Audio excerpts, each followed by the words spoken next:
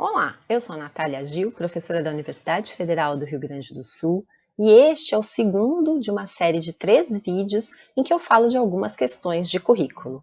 O foco aqui são os parâmetros curriculares nacionais.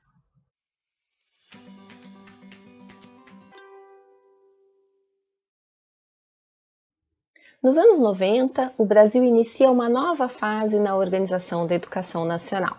Se comemorava ali a universalização do ensino fundamental. Era a primeira vez que se tinha a quantidade de vaga em número suficiente para atender toda a demanda de matrícula das crianças e adolescentes em idade escolar. Então, as preocupações passaram a se voltar para as questões de permanência e qualidade do ensino. Era preciso garantir a permanência, ainda eram muito altos os índices de evasão escolar, e era importante garantir uma educação de qualidade para todos. Sobre a questão da qualidade, eu fiz um vídeo específico para discutir, afinal, o que é qualidade na educação. Vou deixar o link aqui embaixo na descrição, se você quiser saber mais. Naquela década foi promulgada a nova LDB, a Lei 9.394, em 1996. Ela vai da nova regulamentação à educação nacional, ajustando as regras específicas da educação, de acordo com o que tinha sido estabelecido na Constituição Federal de 88, promulgada no período de redemocratização. E entre as vários aspectos estabelecidos pela nova LDB, tem a possibilidade, no artigo 23, de que a educação fosse organizada em séries anuais, o que era o mais comum, o mais conhecido, e ainda hoje é aquilo com que a gente está mais habituado, mas também que pudesse ser organizada em períodos semestrais, em ciclos ou em alternância regular de períodos de estudos. Além disso, a LDB estabelece que cabe à União, em colaboração com os estados, o Distrito Federal e os municípios, estabelecer as diretrizes curriculares para a educação nacional. É nesse contexto que são publicados os parâmetros curriculares nacionais.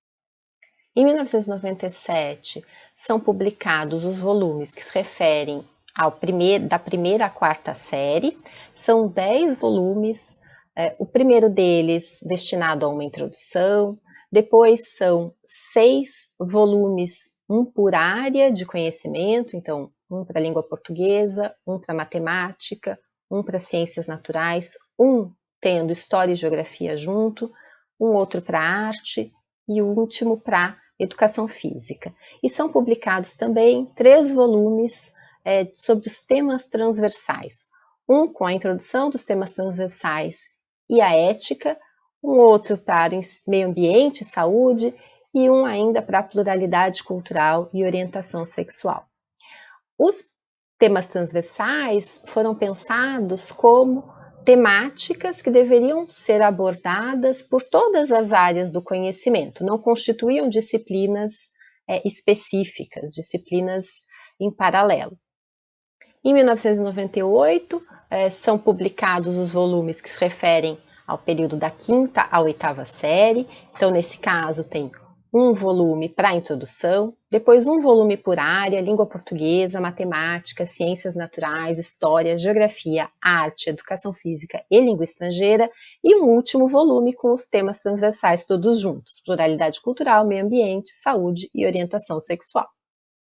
Os parâmetros curriculares nacionais organizam essa orientação em ciclos. Então, eles distribuem o ensino fundamental em 4 ciclos.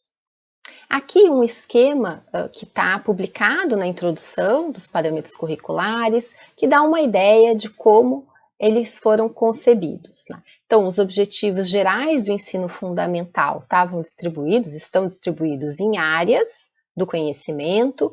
Os temas transversais atravessam todas essas áreas e os objetivos gerais de cada área são apresentados para o primeiro ciclo, que corresponde à primeira e segunda série do ensino fundamental, o segundo ciclo, sobre a terceira e quarta série, o terceiro ciclo se referia à quinta e à sexta série, e o quarto ciclo, à 7ª e 8ª série do ensino fundamental.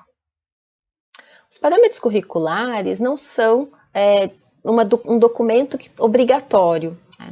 Eles não têm caráter de lei. Eles, como o nome já indica, servem como guias, como parâmetros. A ideia é que, a partir dos parâmetros curriculares nacionais produzidos pelo governo federal naquele momento, as redes estaduais, as redes municipais e as escolas em geral pudessem ter elementos para organizar os seus próprios currículos. A organização do material é feita tendo por base a noção de competência. Então, os objetivos são apresentados como aquilo que os alunos devem ser capazes de fazer ao final de cada ciclo. Trouxe aqui como exemplo o que consta no Parâmetro Curricular Nacional de Língua Portuguesa, nesse caso aqui é para o ciclo 2, em que então se expressa que os alunos, ao final do ciclo 2, devem ser capazes de compreender o sentido das mensagens orais e escritas, de que são destinatários diretos ou indiretos, ler autonomamente diferentes textos dos gêneros previstos para o ciclo, sabendo identificar aqueles que correspondem às suas necessidades imediatas e selecionar estratégias adequadas para abordá-los, utilizar a linguagem para expressar sentimentos, experiências e ideias, utilizar a linguagem oral com eficácia, produzir textos escritos coesos e coerentes, escrever textos com domínio da separação em palavras, estabilidade de palavras de ortografia regular e de irregulares mais frequentes na escrita, e assim por diante. Além disso, os parâmetros curriculares nacionais também apresentavam um desdobramento dos conteúdos. Então, seguindo como exemplo esse mesmo volume, né, para o ciclo 2, indicava-se como gêneros adequados para o trabalho com a linguagem oral, os contos de fadas e de assombração e outros, mitos, lendas populares, poemas, canções, e se indicava também como sendo necessário que os alunos soubessem utilizar dicionário e outras fontes escritas para resolver dúvidas ortográficas, que eles pudessem produzir textos utilizando estratégias de escrita. Enfim, os parâmetros curriculares não indicam uma lista de saberes, mas vão detalhando aquilo que se espera que ao final de cada ciclo, aquilo que os alunos deveriam saber fazer. Aí alguns elementos que serviriam de subsídio para os professores organizarem os conteúdos e os seus desdobramentos. Eu trouxe o exemplo de língua portuguesa, mas esse é o modelo que é acompanhado em todas as áreas de conteúdos apresentadas nessa documentação. Para a educação infantil, em 1998, foi publicado o Referencial Curricular Nacional.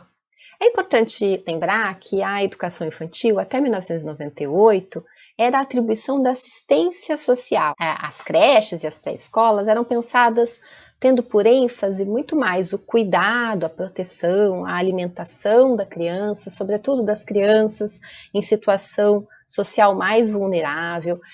A creche era pensada, era proposta como um direito da mãe trabalhadora. Então, essa era o ambiente, a forma pela qual a educação infantil tinha se desenvolvido predominantemente até a Constituição Federal de 1988. A dimensão educativa também vinha sendo pesquisada na área de educação, havia algum acúmulo de debate, mas a discussão curricular era ainda muito incipiente para esse nível de ensino. O Referencial Curricular Nacional tem a cara deste momento, em que ele foi publicado. São 3 volumes, o primeiro deles se refere à introdução, os outros 2, um se destina aos temas de formação pessoal e social, e o terceiro sobre os conteúdos de conhecimento de mundo. Eles têm uma relação com o currículo muito tradicional, né? Pensada como um conjunto de coisas que as crianças devem saber. Por essa razão, em 2010, foram publicadas as Diretrizes Curriculares Nacionais para a Educação Infantil, que alteram a compreensão do que seja o objetivo da educação infantil com relação ao documento que tinha sido publicado no final dos anos 90. Então, as diretrizes estão mais adequadas à discussão que vinha se fazendo na área de educação infantil, em que o foco é o direito da criança à aprendizagem, à educação, a dimensão do cuidado está associada à dimensão educativa, e as práticas educativas visam a proposição de vivências, de momentos em que a vivência possa fazer avançar as aprendizagens e o desenvolvimento infantil. Por fim, os parâmetros curriculares do ensino médio foram publicados no ano 2000, organizados em 4 partes. Uma primeira parte destinada à apresentação das bases legais, da elaboração do currículo e do próprio ensino médio. A parte 2 se destinava a linguagens, códigos e suas tecnologias. Parte 3 para ciências da natureza, matemática e suas tecnologias. E a parte 4 para ciências humanas e suas tecnologias. A concepção de currículo nos parâmetros curriculares para o ensino médio é pensada na articulação dessas áreas, embora seja resguardada a especificidade dos campos específicos de conhecimento. Em 2002 é publicado ainda 3 volumes, chamados de PCN+, que trazem orientações educacionais complementares para o ensino médio. Ou seja, eles não substituem os documentos anteriores, eles complementam, se associam, dão mais detalhamento sobre as diferentes áreas, seguindo a mesma concepção que já estava presente nos documentos publicados no ano 2000. E aqui eu apresento uma simples cronologia desses documentos sobre os quais eu falei agora, para que a gente possa observar a sequência em que foram publicados. Falta ainda falar das diretrizes curriculares nacionais para a educação básica e da Base Nacional Comum Curricular. Esse é o foco do próximo vídeo, então te espero para a gente continuar a conversa.